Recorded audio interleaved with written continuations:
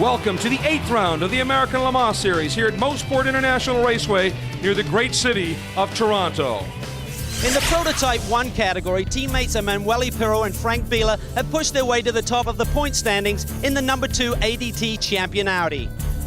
3 straight wins have propelled them to a 15-point lead in the series standings. Dyson teammates Andy Wallace and Chris Dyson are second and third. The real pressure is on the second champion car, with defending series champions JJ Leto and Marco Werner, as well as Dyson drivers James Weaver and Butch Leitzinger. They are in a must-win situation. Anything other than victory could virtually eliminate either from the title chase. We are green here in Mosport. We are underway, and from the outside, James Weaver sweeps across the nose. Boy, he used that outside to great effect. I think that was a planned maneuver. If I was going to guess, I would say that was already discussed. Chris Dyson goes to let James have that. I talked about half you in the car and sending out a rabbit. I see a rabbit. All right, Helen, I mean, nobody better to go out there and run fast. James Weaver clearly and jumped on it. So Weaver out front. That is the Team Dyson car, and then it is the number 1 is slotted into that third spot. Marco Werner starting today, and some concerns there about that engine. So far, it looks good. They changed the engine because of a misfire that it had. It actually showed up on their telemetry. They decided to pull the thing out, and that's unprecedented, I should say. These Audis never had that problem. They put a new one in, and they feel maybe they have another misfire. During that course of time, while we were just watching the national anthem, they changed every electronic bit they could. And Werner looking to maybe try something here. It does. Gets underneath Chris Dyson. Marco Werner quickly takes the ADT champion number 1 into the second spot.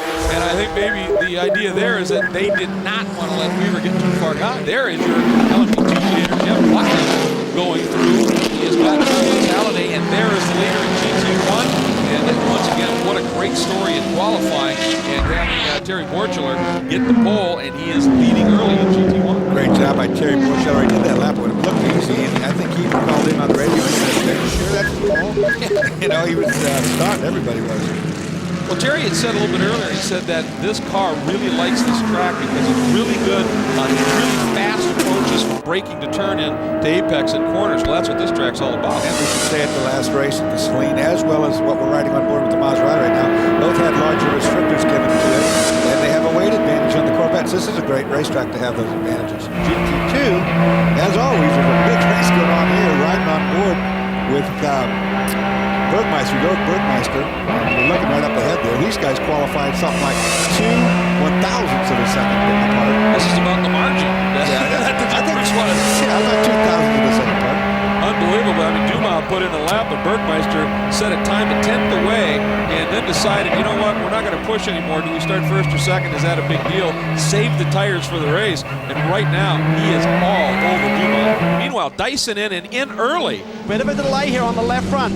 Looks like the wheels aren't straight, and there is a problem. Now it's the cylinder. Air's off on the regulator. The air cylinder, the regulator was turned off, so he had no power to that left front gun, and now they're in a little bit of a quandary here. They've lost their synchronization, and it doesn't take much. Good check, Andy. This is like a synchronized ballet when they try and get this together, and right now it's gone wrong, and they're losing vital seconds here in the pit stop. Watch this big move right here. Look at Werner. Almost come by, get around and Weaver. Just Dorsey. They split the Sugden car, and that's a very scary thing to do. Oh, look here again. Oh, there he goes out for the lead. Now he just splits it, and they're bumping hard, and they pull Weaver off. He's going to go in the tire wall, I'm sure of it. He did hit the tire wall. Not hard. Doesn't look like there's a lot of damage, and he's letting it roll back. But yeah, he definitely tried to stay put. Same move as before. Here's what unfolded this time from that high camp. Watch James on the Panos. Works the outside. The Panos doesn't see him. That gives the Audi the advantage. Now they split and they bump. And here now, the two of them are getting nut-headed right here, just bumping each other. And look, the Audi just pushes James straight on out into the grass. Oh, just barely gets in there. GT1 leading. Celine is in. Terry Borchler will get out. He climbs out of the car. Johnny Mollem will be taking over. Borchler setting a torrid pace while he was out there. The lead car is in. Marco Werner now turning over to JJ Leto, and he should finish this race off this afternoon. JJ Leto so angry after that penalty that the pit crew incurred at the last round of Road America. Literally wouldn't talk to Brad Kettler for about 5 hours after the race. But after a couple of beers at Seep Kids Dorsey, he was in good shape again. Luckily, we were able to keep the car on that lead lap. He's now turning over to Butch Leitzinger. He's been on a roll recently, took a sports car victory in Ohio just 1 week ago, so we'd like to make it 2 in 1 week. remarkable that James had that off at Road America. His first crash for Dyson in 19 years of racing with the team. He's had a couple of spins, he said, but never actually crashed the car. And here 2 events in a row he's been off course. So it just shows the battle between the Dyson and the Audi. They both need to win to get in this championship hunt, with the 2 car having such a points lead right now. There it is. There's the lead of Semco Celine taking the lead right into turn 1. Remember the pit lane speed limiter. He can't just burn out and get out of there. Now he can. Well, I think that speaks volumes of how quick that stop was for the Semco Celine team.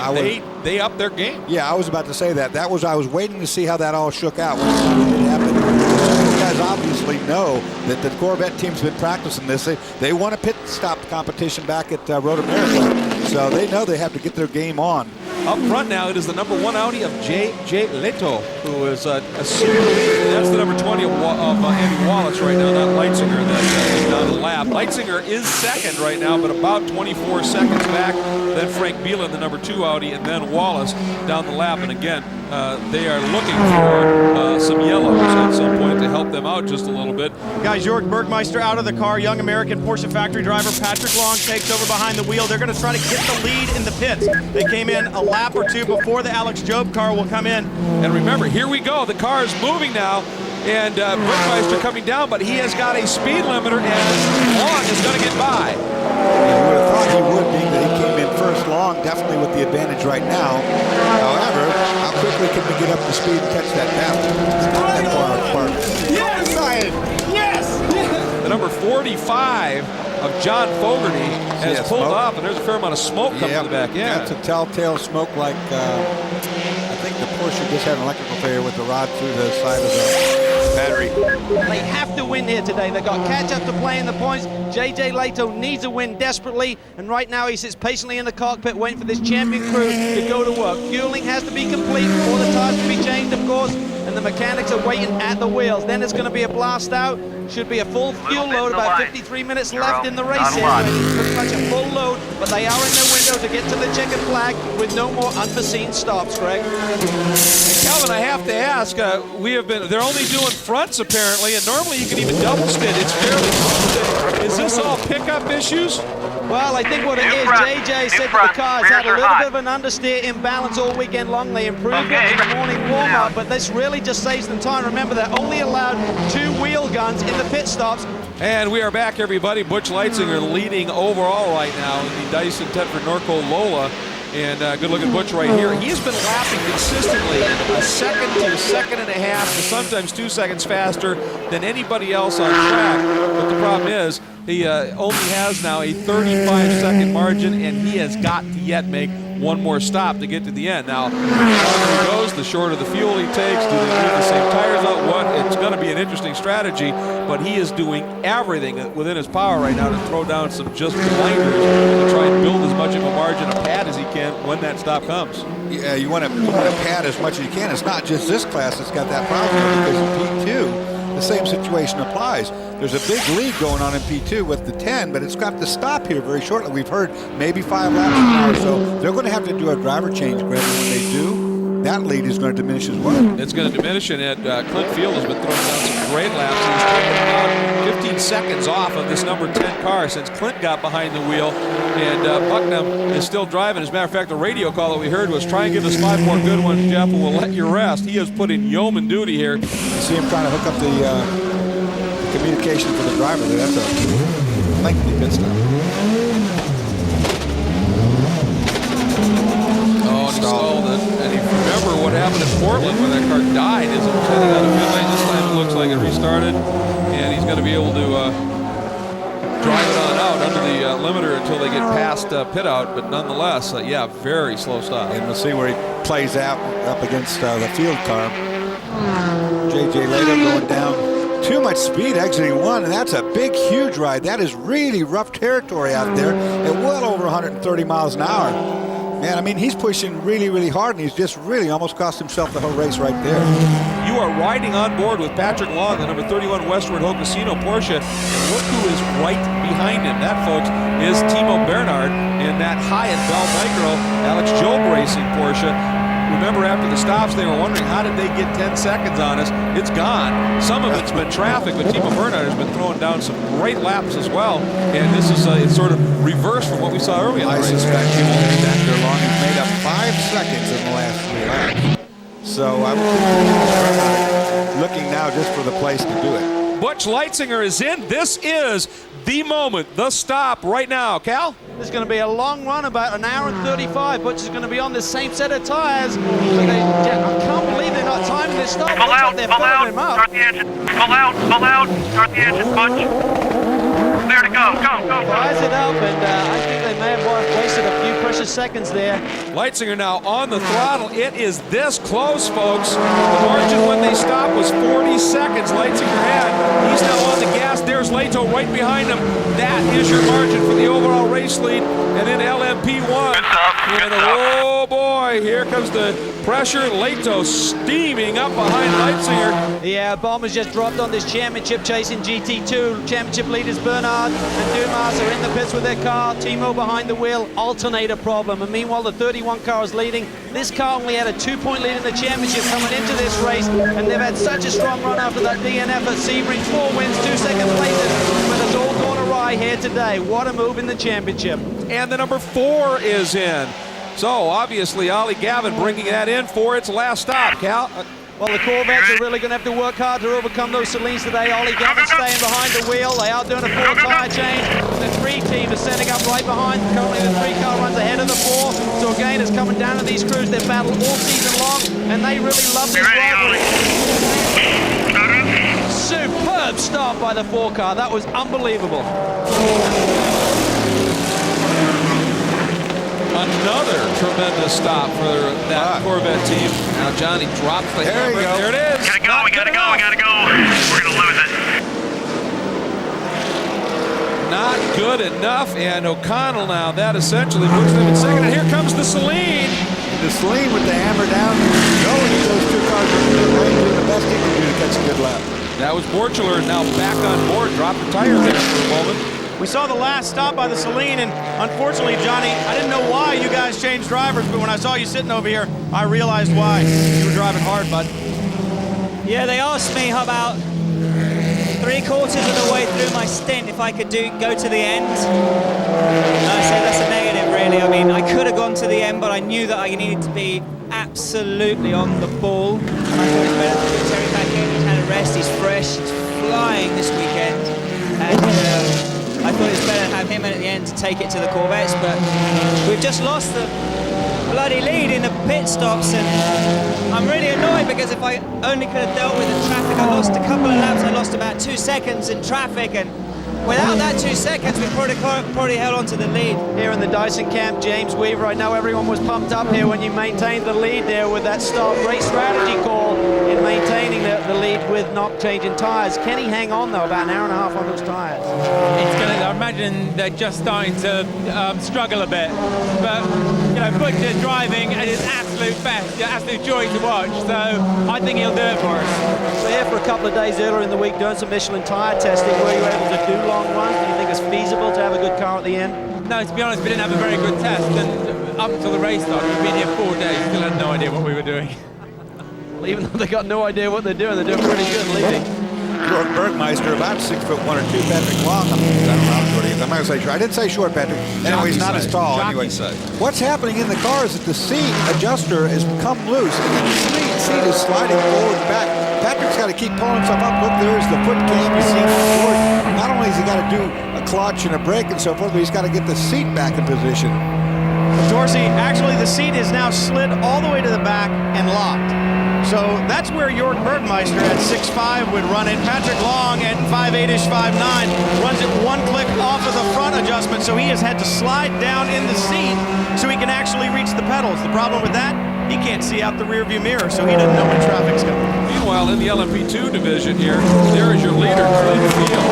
And since he's taken over at the wheel, he has done a brilliant job, but there is no question, Cal, that the newcomer to that team was pretty impressive herself. Yeah, Liz did a great job out there today. Liz, you never even got to drive the track until yesterday morning. This is a daunting place. How does it compare with anything in Europe? I think this is probably one of the coolest tracks I've ever driven. It's so fast, just 3/4 of the circuit practically flat out. It's really similar to a lot of the European tracks, but I don't think I've ever driven something this fast in such a quick car. Somebody off. Come on, and that is long. Your GT2 leader is off, as is his left rear tire. Tire fell off. Wheel fell off. There it is. I was wrong. Completely gone. Drive it, try to. That car's done for the day. Not on the last lap. Can you believe that? Well, I'll tell you what, the 24-hour Joe car will maybe pick up the win, and Bernhard and Dumas, what a gift late in the going. Meanwhile, what a brilliant performance by Butch Leitzinger. This will be win number 2 for the 16. Way to go, Butch! Way to go! Way to go! All right, man. You did good, man. You did good. Sweet. Another Way to go, Johnny boy, Johnny boy! Another 1-2 for the vets. But what a performance by the Acepto Saleen all weekend long. And here we go in GT2. Ian Boss, along with Darren Law, has worked at converting himself from an open-wheel driver to a sedan driver to a Porsche driver. And, One lap earlier, we'd have done it. 1 lap earlier, Ian. Did a great job, buddy. That was a confusing confusing little thing. One lap earlier would have done it. We thought this was the lead car, the winning car. He's at a crawl. This car is not past the start-finish line yet. Well, the question is here, was the 31 car far enough out front by a lap that That would be the only way that would make sense. This is, oh, and the 24 is stopped as well. Now, here are the results in GT2, and there you see it. Long and Bergmeister in the 31 Porsche got the win. The reason they had a lap up on the 24 car. They completed 70% of the race. Strange to be in victory lane with no car. Stranger to be in Jorg's driving position in the car. I can't say there was a more wild stint in my whole career. With those laps to go, just saving the fuel, plenty of room out there.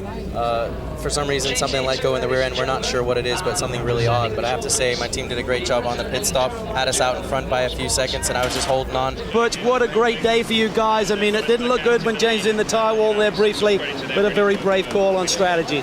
Yeah, they asked me whether I thought the tires should go to the finish, and I'm probably the last person they should be asking, really. You know, the pit stop was just fantastic. If we didn't get out in front of JJ, I don't know if we would have been able to get by him. So that was really the move of the race. Fifth win here at Mosport for the Corvette team, and Ollie Gavin, what a day. Great pit stop by the boys and a great out-lap by you also.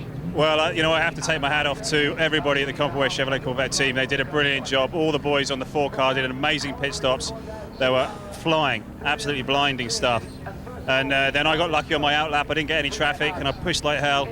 Nearly smacked the guardrail on the way out of the pits, but kept it all together and came out just in front of Johnny. And then the Saleen was just coming just so quickly.